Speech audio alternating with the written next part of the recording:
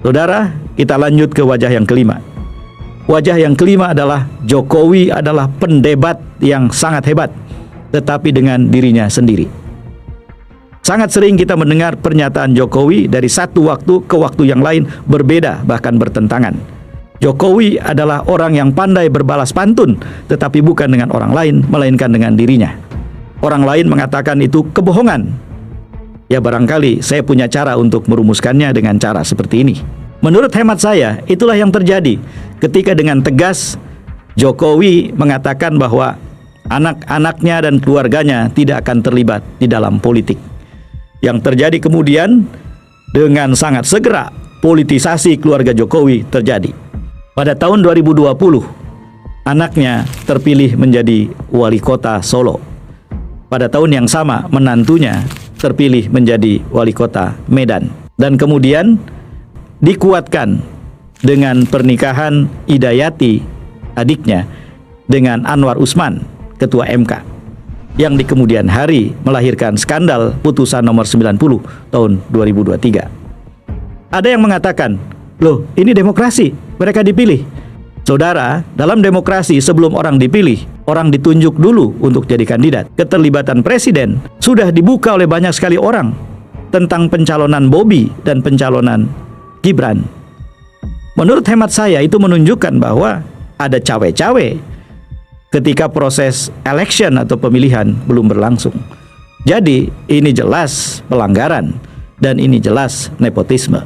Dan nepotisme ini diperkuat oleh peristiwa pencalonan Gibran sebagai calon wakil presiden Prabowo Subianto dalam Pilpres 2024. Saudara, inilah yang ingin saya sebut sebagai pendebat yang hebat. Di satu waktu dengan tegas dia mengatakan tidak akan melakukan politisasi pada keluarganya.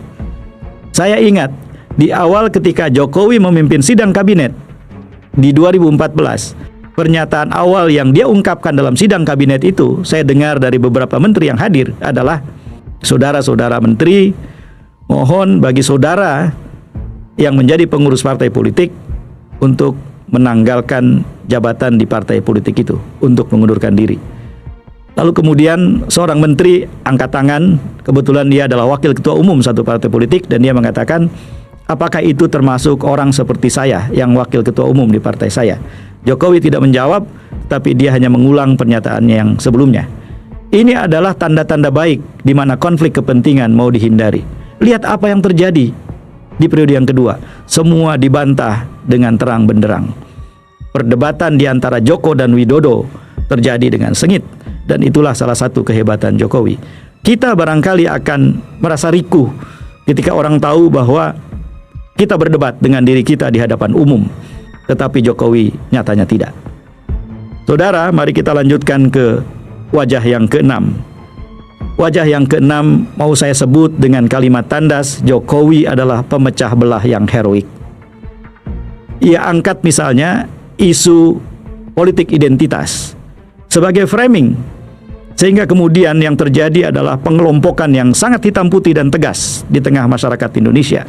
Saya tidak ingin mengatakan bahwa Jokowi adalah orang yang memulai itu, tidak. Suatu ketika saya juga akan menjelaskan di forum ini, di Keep Talking atau di Keep in Touch, apa yang terjadi di Pilkada Jakarta 2017 dan tidak seperti yang diduga orang.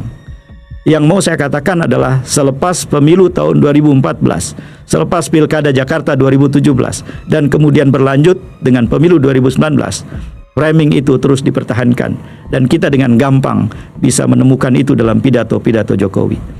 Yang ingin saya katakan adalah ini sebetulnya bukan cara yang sehat seorang kepala negara mengelola negaranya. Menurut hemat saya, alih-alih menjadi pemecah belah, kepala negara harus memayungi semua orang. Ini ciri lain yang merupakan wajah Jokowi yang barangkali sebetulnya sudah kita lihat. Tetapi baiklah, saya ucapkan, saya katakan, saya tegaskan.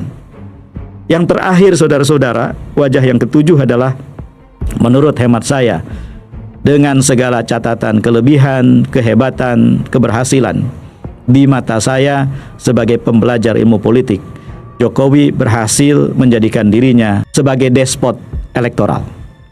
Despot elektoral adalah orang yang lewat pemilu yang dia menangkan berhasil mengumpulkan kekuasaannya, dan kekuasaan yang dikumpulkan itu kemudian digunakan untuk mengendalikan penuh kekuasaan negara. Hebat memang dari sisi itu, tetapi izinkan saya menyebut ini bukan sekedar kehebatan, tetapi ini persoalan yang sangat serius buat masa depan Indonesia dan masa depan demokrasi Indonesia. Untuk seorang presiden dimanapun diperlukan 3 kualitas. Yang pertama, dia harus punya gagasan demokratis atau democratic mind, ilmu berdemokrasi. Yang kedua, dia harus punya democratic attitude, yaitu berperilaku demokratis, sehingga layak jadi tuntunan, layak jadi teladan. Dan yang terakhir, seorang pemimpin dalam demokrasi sesungguhnya memerlukan kualitas democratic skills atau keterampilan berdemokrasi. Jokowi menurut saya minim dalam nomor 1 dan nomor 2, tetapi sangat unggul dalam nomor 3, itu pun direduksi dari democratic skill menjadi political skill.